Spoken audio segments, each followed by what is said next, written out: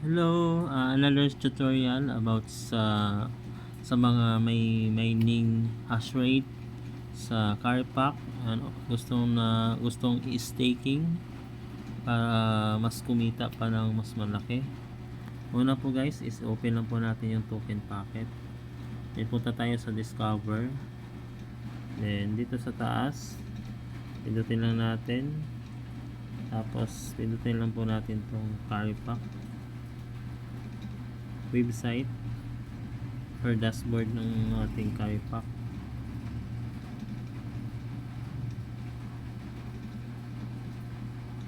Ayan. Sa 3 lines po, pipindutin lang natin yan.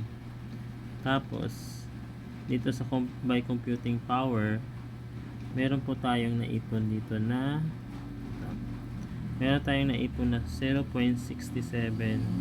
CE. Ang hash rate ko dito is, binili ko po ito is $500. Nakabili po ako ng 2,263 na hash rate na nagmimina ng CE.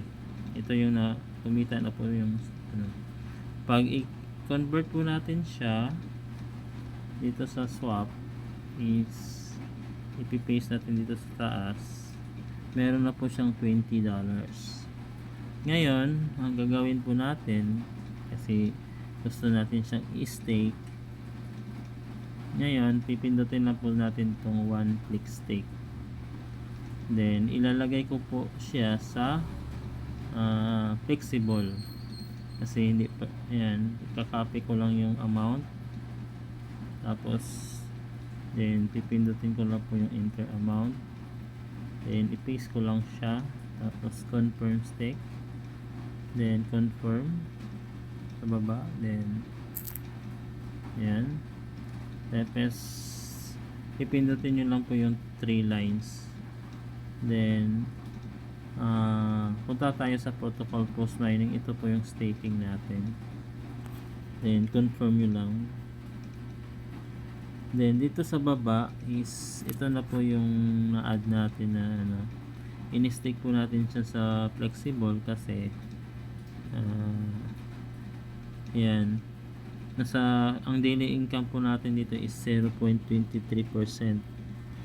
Ngayon habang pa siya, hindi pa siya umabot ng 5 CE, hindi pa tayo makapag-stake ng 1 year, 1 month or Then dito po is search ko lang to pag nag 5 CE na po ito.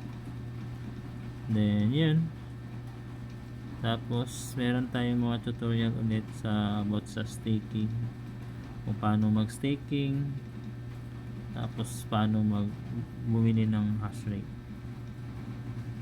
Yan lang po guys, yung mga tutorial kung paano mag-stake doon sa kita natin sa hash rate mining to papuntang staking flexible.